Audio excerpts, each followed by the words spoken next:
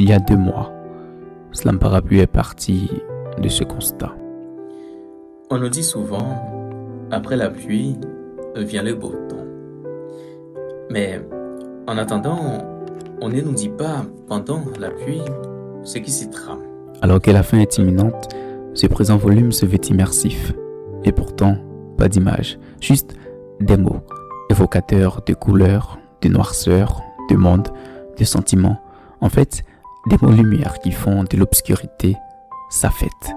En eux, une histoire dont vous faites partie des protagonistes. Au reste, des mots en laisse, sans reine, d'humeur sereine, alors que cette poésie soit seule reine et que son règne vienne. Des mots pour la pluie, copain.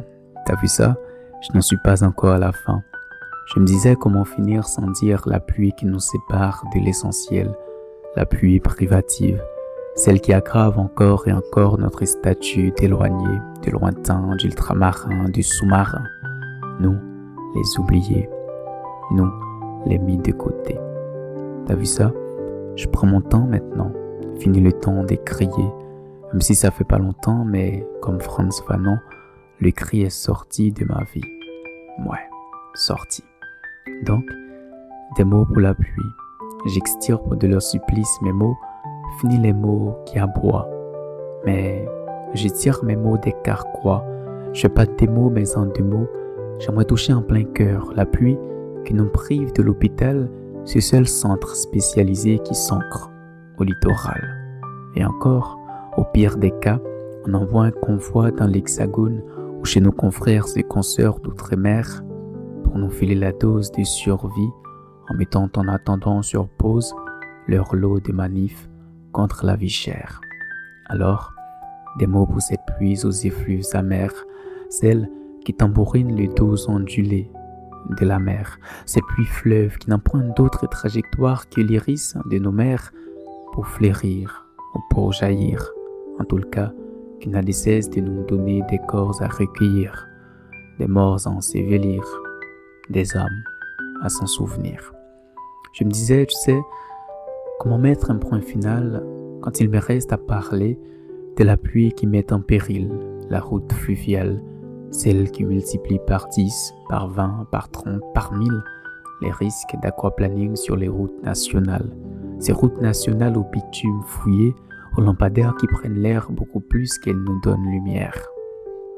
Oui, il y a la pluie, l'autre bord de l'eau, la pluvieuse qui creuse des bassins ex nihilo, la pluie tronçonneuse qui trompe nos attentes et laisse voir leur urgence, la pluie tentaculaire, complice de l'État qui ne bouge ni ne balance quand celle-ci à compte-gouttes sème sur nos routes des attentats. Ah, c'est du folklore, du merveilleux, du spectaculaire, encore des histoires bonnes à entrer au panthéon de nos faits divers.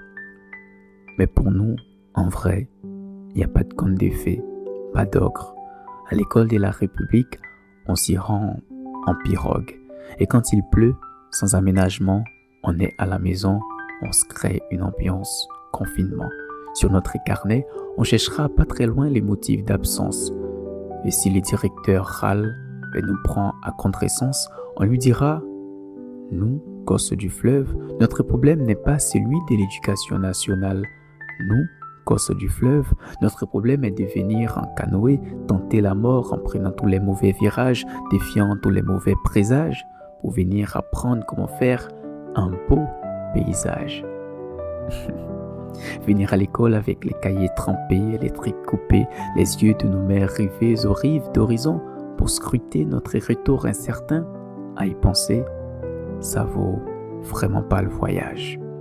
Et si le directeur est un dur à cuire qui réplique, insiste et nous glisse dans la spirale comme un serpent traversant tous les versants de l'Amazonie, on dupliquera, sans duplicata ni langue de bois, que nous, gosses du fleuve, on sait que de l'Élysée ne sortira jamais un Père Noël qui avait compris que trop de promesses tuent la promesse en 2017.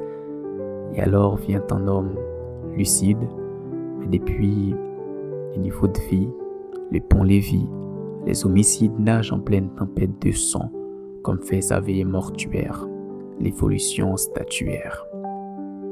Nous, gosses du fleuve, riverains en danger du dégradé, troués et mal éclairés, on est chez nous, tous confinés. Et ce n'est pas une rumeur, une rime vaine, citoyens et citoyennes de seconde zone, de lointains aérés, il suffit d'une pluie aux semelles de vent qui enchaîne les semaines pour les confirmer.